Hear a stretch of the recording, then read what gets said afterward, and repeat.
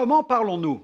Lisons dans Luc chapitre 16, le verset 8, une partie du verset 8, la deuxième partie, où il est écrit « Car les enfants de ce siècle sont plus avisés à l'égard de leurs semblables que ne le sont les enfants de lumière. » Une jeune fille décida d'inviter sa meilleure amie, une jeune fille plutôt agnostique, à participer au culte dominical. Elle désirait lui faire découvrir la foi chrétienne. Comme elles étaient de bonnes amies, celle-ci accepta volontiers et il ne lui fut pas difficile d'obtenir la permission de son père. Mais ce matin-là, les deux jeunes filles avaient perdu tellement de temps devant la glace à se préparer qu'elles étaient arrivées en retard, c'est-à-dire au moment de la célébration de la Sainte Seine. Un responsable se tenait derrière le pupitre.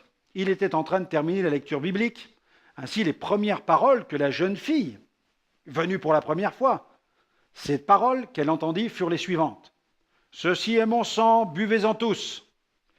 Et quelques instants plus tard, une autre personne entendait un cantique intitulé « Les noces de l'agneau ».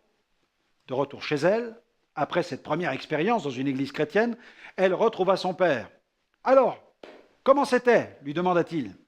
Elle répondit tout simplement « Tu sais, papa, je crois en fait que Coralie fréquente une secte satanique, car ces gens boivent du sang et ils marient les moutons. » Je ne sais pas si cette histoire est vraie, mais elle a au moins le mérite de nous faire réfléchir quant au sens et à la résonance des mots que nous employons si naturellement dans nos milieux évangéliques.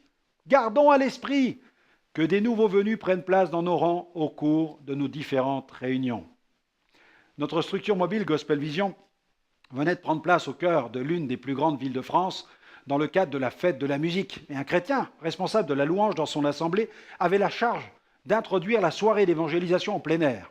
Arrivé sur la scène, face à plusieurs centaines de personnes, il a pris le micro, il s'est écrié « Bonjour frères et sœurs !» Aussitôt, du milieu de la foule, quelqu'un a répliqué « Eh, moi, je suis pas ton frère !»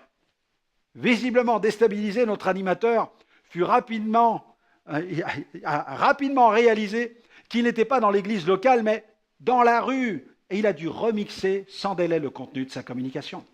Connectons vraiment avec ceux que nous voulons évangéliser. Veillons bien à nous faire comprendre, à ne pas jargoniser en nous envoyant annoncer la bonne nouvelle. Il est évident que Jésus n'a jamais envisagé que les non-chrétiens devraient se promener avec un dictionnaire théologique. Alors j'aimerais vous recommander cette prière pour aujourd'hui. Seigneur, je te prie de m'aider, lorsque je parle de toi, à utiliser des mots compréhensibles de tous, afin que ta parole soit claire et adaptée à tous.